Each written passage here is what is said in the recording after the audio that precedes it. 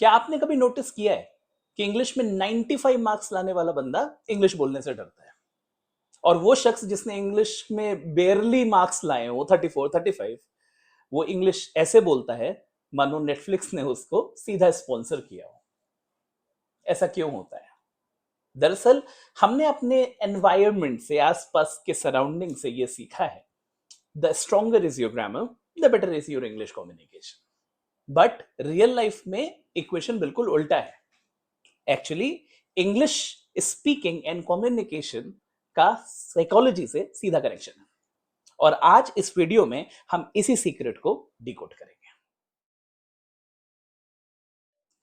India में लगभग हर English learner की लाइफ में एक ऐसा मोमेंट आता है जिसमें उसे सबके सामने इंग्लिश बोलना होता है।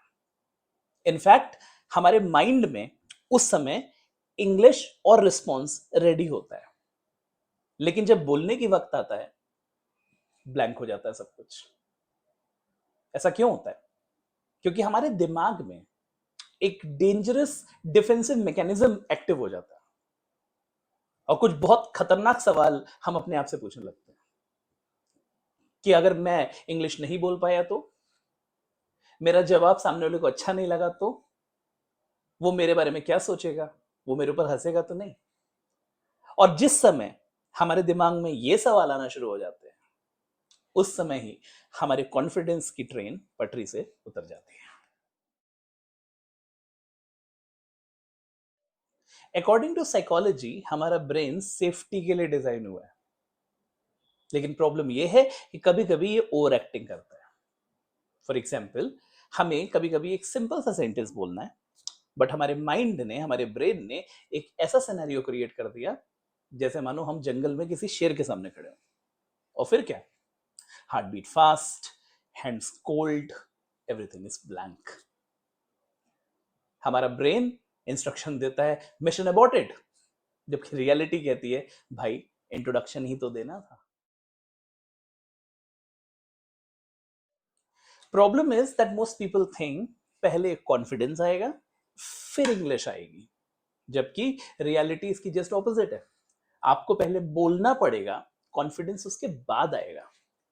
बिल्कुल वैसे जैसे कोई सिक्स पैक लेके जिम नहीं जाता, पहले व्यक्ति जिम जाता है, सिक्स पैक उसके बाद आता है।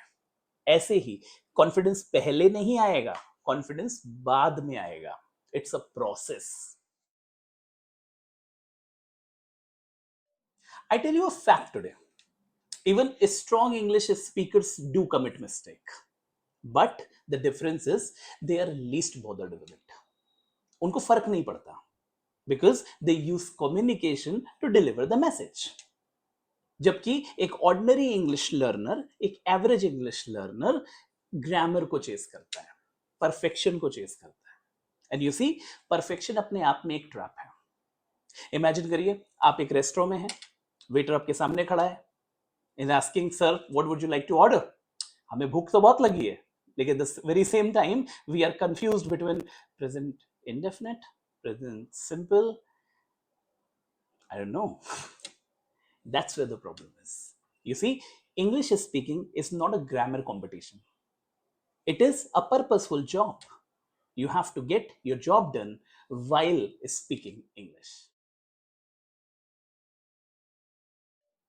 हिस्ट्री के किसी भी ग्रेट स्पीकर का एग्जाम्पल ले लीजिए, उन्होंने भी स्पीकिंग स्किल्स ओवरनाइट डेवलप नहीं की। You see, Rome was not built in a day. Years of practice, countless speeches, continuous improvement, एक ऐसा प्रोसेस है that everyone has to go through. आपको भी इस प्रोसेस को करना पड़ेगा। हिस्ट्री के हर एक ग्रेट स्पीकर ने भी एम्बैरेसिंग मोमेंट्स फेस किए होंगे, वो एम्बैरेसिंग मोमेंट्स जिनके बारे में आप सोचने तक से डरते हैं। You see, no one is born with confidence and language skills, everyone has to learn it.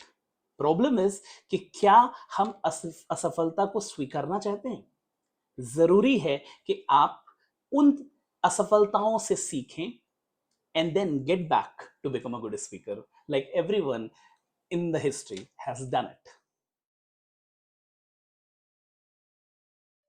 अब एक इंटरेस्टिंग कंपैरिजन करते हैं। एक 3 साल का बच्चा जब बोलना शुरू करता है तो उस प्रोसेस में वो कितनी गलतियां करता है, कभी गलत प्रोनाउंसिएशन, कभी गलत सेंटेंस, अपनी ही एक लैंग्वेज का एक्सपेरिमेंट वो करता रहता है, बट उसको अपनी गलतियों का स्ट्रेस नहीं होता। और यही वजह है कि एक दिन वो फ्लुएंसी से बात करने लगता है।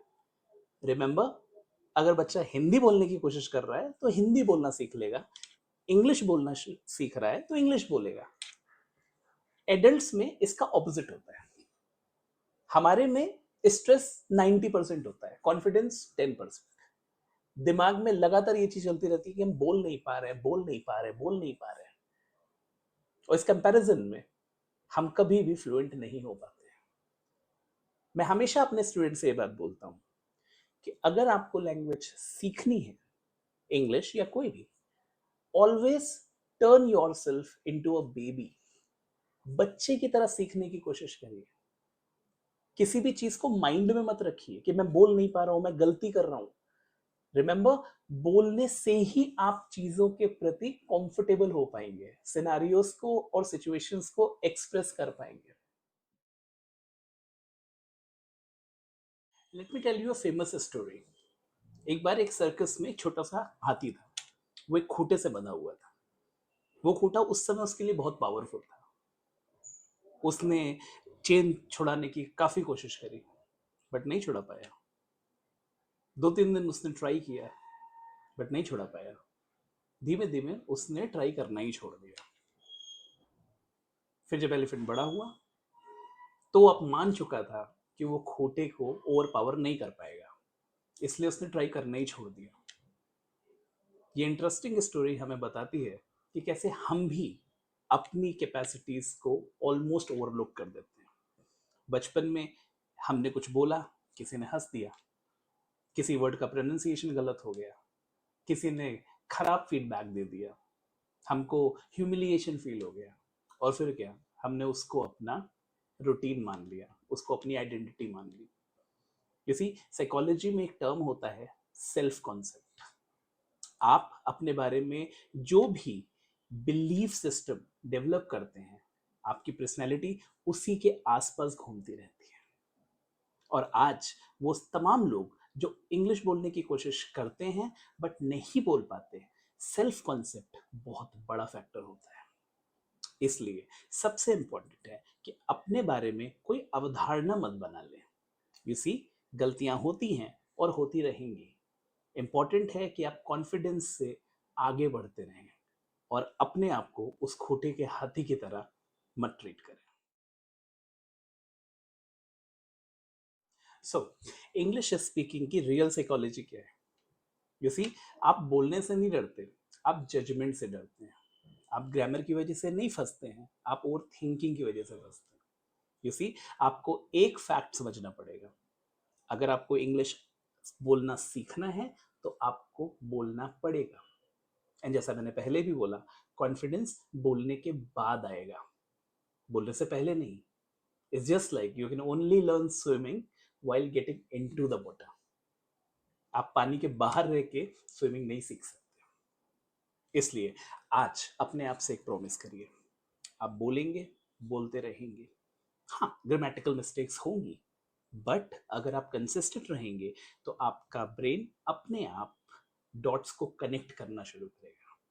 और कब धीमे धीमे आपका कॉन्फिडेंस अपने आप आपके जितने रास्ते के जितने भी हर्डल्स हैं उन्हें दूर करेगा, and you will find one day you are able to speak well, which once seemed impossible becomes possible, but with the right attitude and right mindset.